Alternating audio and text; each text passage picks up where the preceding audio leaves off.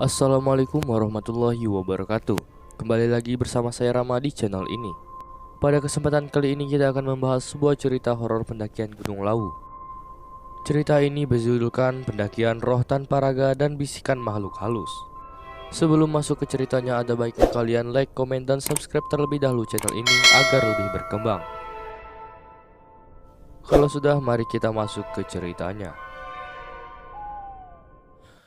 Gunung Lawu merupakan gunung yang berada di perbatasan Kabupaten Karanganyar, Jawa Tengah dan Magetan. Gunung Lawu juga termasuk gunung yang paling terangker yang ada di Indonesia.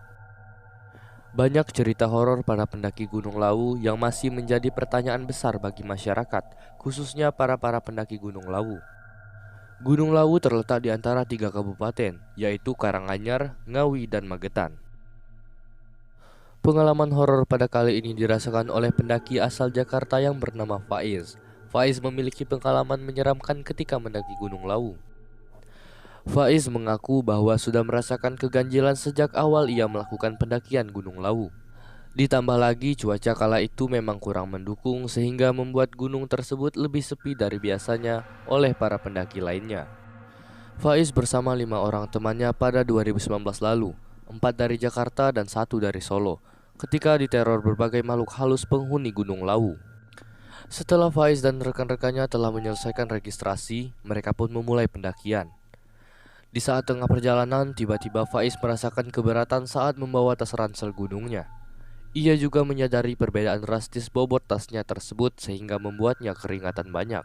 Sampai-sampai temannya mengatakan kalau dia seperti mandi keringat. "Faiz, tadi ada yang duduk di tas lu. Dia ngadep ke belakang. Tadi yang duduk di belakang lu orangnya setinggi dengkul kaki gua." "Oh, ya udah, gua gak mau tahu. Karena harus buang pikiran jauh-jauh yang seperti itu." Ini pengalaman pertama yang cukup menyeramkan bagi Faiz beserta teman-temannya saat mendaki Gunung Lawu. Kembali Faiz melanjutkan perjalanan bersama rombongan dan membuang pikiran jauh-jauh tentang hal gaib ini. Selanjutnya, sekitar siang hari menjelang zuhur, di tengah perjalanan Faiz dan para pendaki lainnya terkejut oleh segepok uang yang masih bersih tergeletak begitu saja di tanah. Uangnya cukup banyak, ada 2 ribuan sampai 20 ribuan segepok berjajar di tengah jalan. Uangnya masih seperti habis keluar dari bank. Temen gua namanya Lana mau ambil. Cuman Mas Dias nyuruh Lana untuk uangnya dikembalikan lagi ke posisi semula. "Lana, kita nggak boleh ngambil yang bukan hak kita. Kembalikan," suruh Mas Dias. "Kita nggak boleh ambil duit itu. Kembalikan ke posisi semula," kata Mas Dias kepada rekan-rekan lainnya. Rekan-rekan pendaki lain sudah paham atau mengetahui bahwasannya Dias adalah seseorang indigo yang dapat merasakan hal-hal gaib. Tetapi Mas Dias tidak pernah diganggu sama sekali oleh kehadiran sosok makhluk halus di sekitar Gunung Lawu.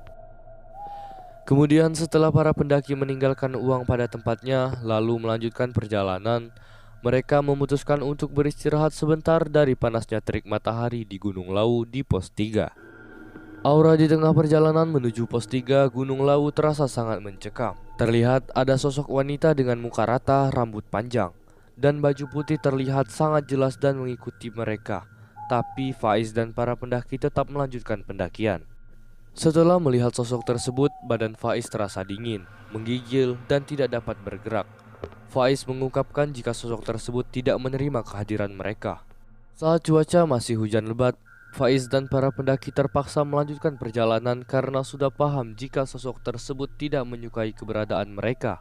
Setelah sedikit jauh dari tempat tadi, akhirnya mereka pun sampai ke pos 4 dan langsung beristirahat.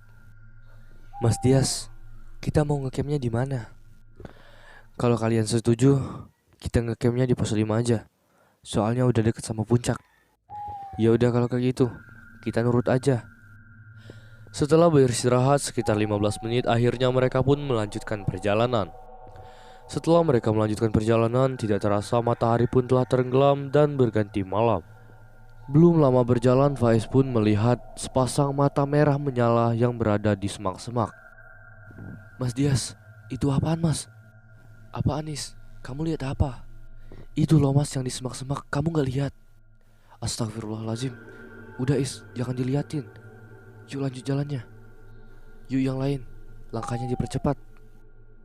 Setelah melanjutkan perjalanan, suara-suara aneh dan bayangan-bayang putih tidak hentinya menghiasi perjalanan mereka.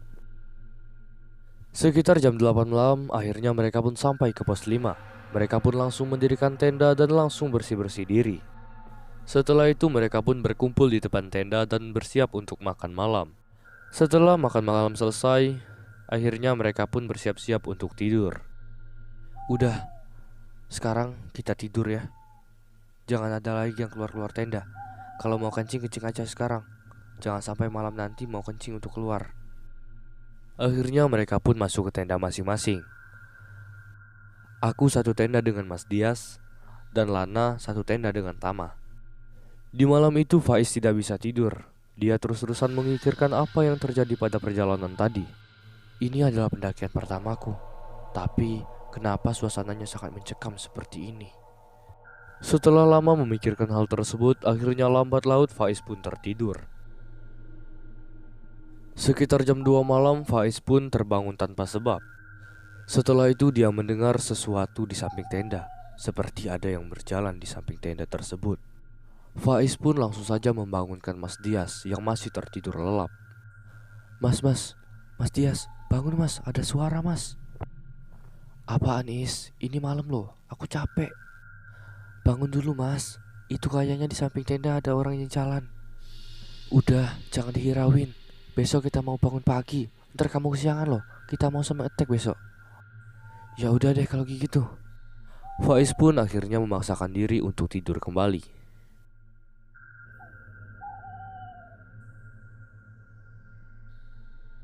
Setelah sekitar jam 4 pagi, akhirnya mereka pun bangun untuk melakukan summit attack. Mereka pun berdoa semoga tidak ada halangan apapun di jalan nanti. Sekitar jam 4.20 mereka pun akhirnya melakukan perjalanan. Hayo mas, kita mulai perjalanannya. Aku duluan ya, ucap Tama kepada 3 rekan lainnya. Akhirnya mereka pun melanjutkan perjalanan. Bayangan-bayangan dan suara-suara aneh masih terdengar samar-samar di semak-semak. Namun mereka tidak terlalu menghiraukannya pada kali ini. Mereka hanya fokus untuk berjalan menuju ke puncak saja. Setelah beberapa lama melakukan perjalanan, akhirnya mereka sampai di Hargodumilah sekitar jam 6 pagi. Mereka pun beristirahat dan Tama pun minta izin untuk buang air kecil. Teman-teman, aku izin buang air kecil dulu ya, jangan tinggalin. Di saat Tama buang air kecil, dia pun melihat wanita yang berada di bawah tadi, yaitu wanita bermuka datar, berambut merah dan berbaju putih. Tama pun langsung bergegas untuk kembali kepada teman-temannya. Gua takut, cuma gimana caranya nguatin diri supaya terlihat gak terjadi apa-apa. Walaupun pas balik dari situ, badan gua menggigil hebat. Mungkin apa gua belum permisi atau memang sosok itu gak bisa menerima kedatangan kita. Pokoknya gua maksa teman-teman harus pergi dari sini dengan cepat, ucap Tama dalam hati supaya teman-temannya tidak merasa ketakutan sepertinya. Akhirnya setelah itu mereka pun melanjutkan perjalanan. Entah apa yang terjadi, akhirnya hujan pun datang. Setelah mereka menggunakan jas hujan, akhirnya mereka memutuskan untuk melanjutkan perjalanan dengan keadaan hujan yang sangat deras. Tak lama kemudian semua mendengar suara bisikan samar-samar. Hati-hati ya di jalan. Apabila di sana para pendaki mendengar suara-suara aneh tersebut, maka para pendaki harus membuang salah satu barang yang para pendaki punya, sebagaimana orang yang sedang bertransaksi dengan cara barter. Sesampainya di puncak Hargodumilah, rombongan ini tidak melihat siapapun di sana. Terlihat sangat sepi, hanya ada dupa dan awan yang berkabut.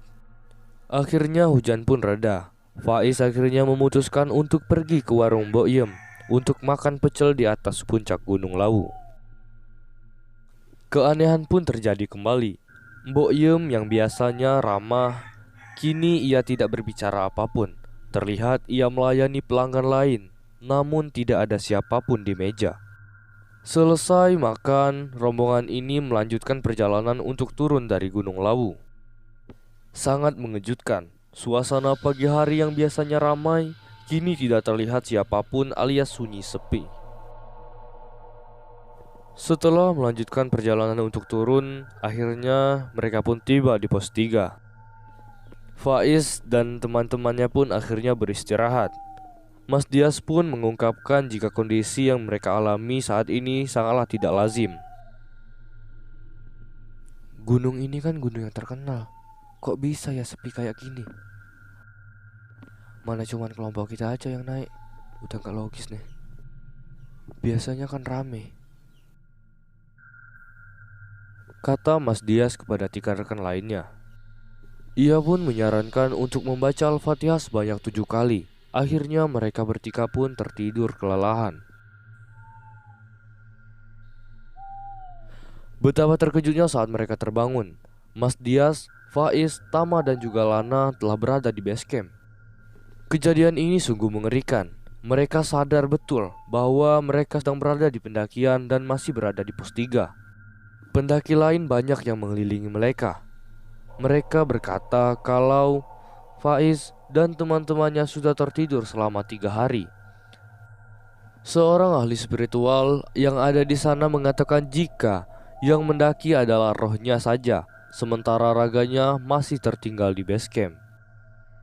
Mereka pun sangat terkejut saat mendengar apa yang dikatakan oleh ahli spiritual tersebut. Hah? Yang benar saja. Apakah semuanya adalah mimpi? Ya, benar. Sebenarnya yang mendaki kemarin adalah roh kalian, dan raga kalian masih tertinggal di base camp ini. Mereka pun tidak percaya dengan apa yang mereka alami, dan akhirnya